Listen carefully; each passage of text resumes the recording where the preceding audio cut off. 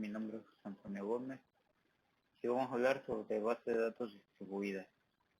Antes que nada, vamos a recordar lo que es una base de datos. Dice que es un conjunto estructurado de datos que representan entidades y sus interrelaciones. La representación será única e integrada, a pesar de que debe permitir utilizaciones varias y simultáneas. Ahora veremos lo que es una base de datos distribuida.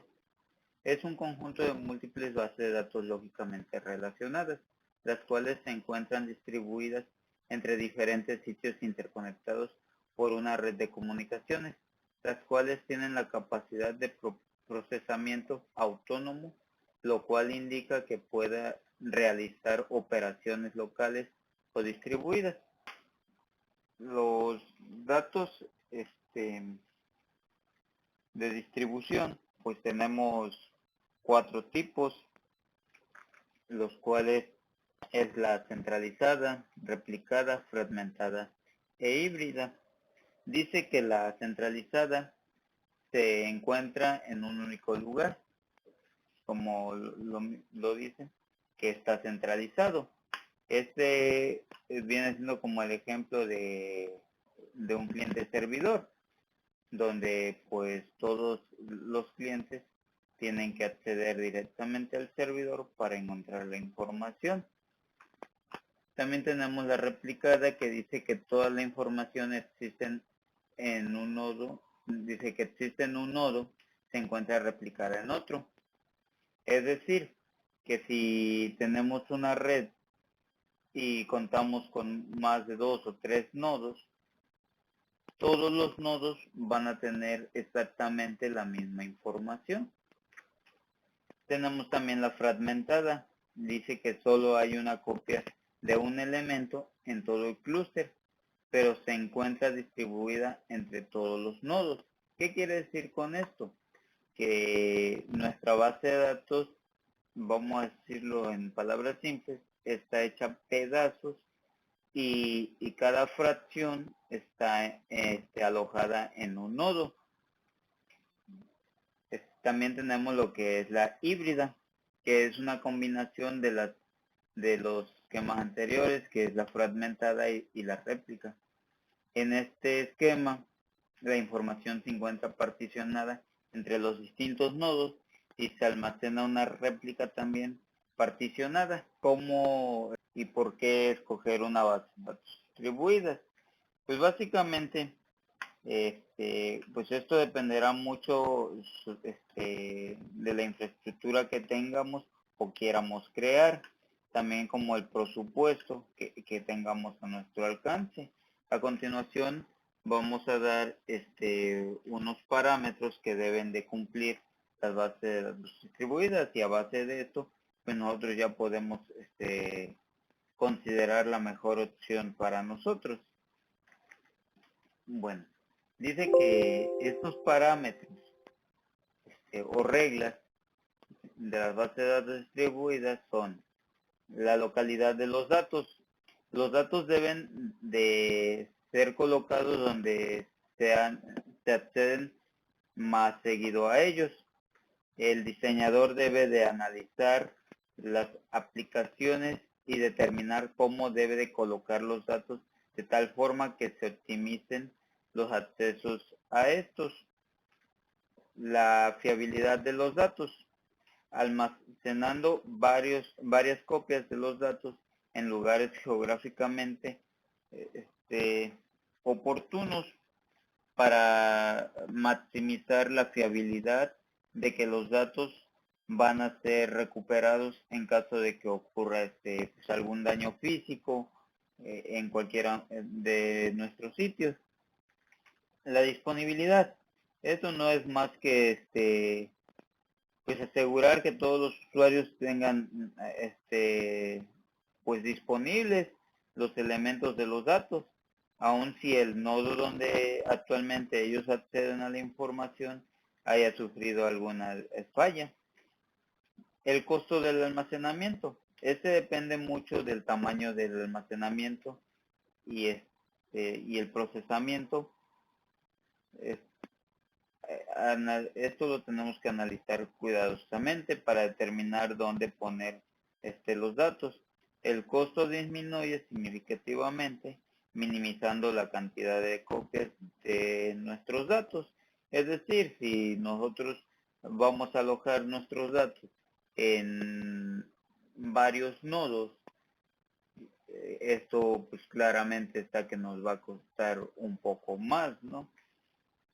Tenemos también lo que es la distribución de la carga del procesamiento. Más que nada es analizar dónde vamos a poner los datos para hacer esto más eficiente. Tenemos los costos de la comunicación. Se debe de considerar el costo de usar la red para optimizar los datos. Los costos de comunicación se minimizan ya que cada sitio tiene su propia copia de los datos y con esto pues nos ahorramos un poquito más lo que es el tráfico de los datos. Por último tenemos el uso del sistema. Debe tomarse en consideración cuál es el tipo principal de nuestro sistema de base de datos. Factores como la disponibilidad de los datos, la velocidad de la escritura y la capacidad de recuperación en caso de daños físicos. Y pues básicamente estas son las reglas o los parámetros que deben de cumplir nuestras bases de datos. Y a base de esto, también nosotros vamos a poder tener más claro cuál de los cuatro tipos de base de datos que tenemos nos conviene utilizar, ¿no? Tenemos también lo que es las ventajas y desventajas. Aquí nombramos unas que dice que la consulta se realiza de manera más rápida. También si una localidad falla, no afecta a las demás debido a que son independientes. Los propietarios de los datos pueden confiar en la seguridad y protección de los mismos. Las desventajas es de que la instalación es muy compleja y difícil sincronización para la recuperación. Entonces, aquí vamos a dar un ejemplo de lo que es una base de datos geográficamente dispersada, ¿no? Vamos a dar un ejemplo sobre un banco que dice que tiene 3 sucursales. Cada una de las sucursales pues, tiene su computador y controla las terminales de la misma y el sistema de cuenta. Cada computador con su sistema de cuenta local en cada sucursal constituye un sitio de la base de datos. Las computadoras están conectadas por la red. Durante las operaciones normales, las aplicaciones en las terminales de las sucursales necesitan solo acceder a la base de datos de la misma. Como solo acceden a la red local, se le llaman aplicaciones locales. Las computadoras estaban basadas geográficamente en diferentes puntos. Las bases de datos distribuidas pueden ser construidas en una base, en una red local, perdón. Entonces, pues así se puede geográficamente dispersar o poner nuestras bases de datos. También tenemos en una red, en una LAN. Pues continuando con el ejemplo anterior, dice que con las mismas aplicaciones, pero con un sistema configurado como la figura que vemos, en los mismos procesos con su base de datos han sido movidos de sus sucursales a un edificio común y ahora están conectados entre sí en un radio con un amplio ancho de banda.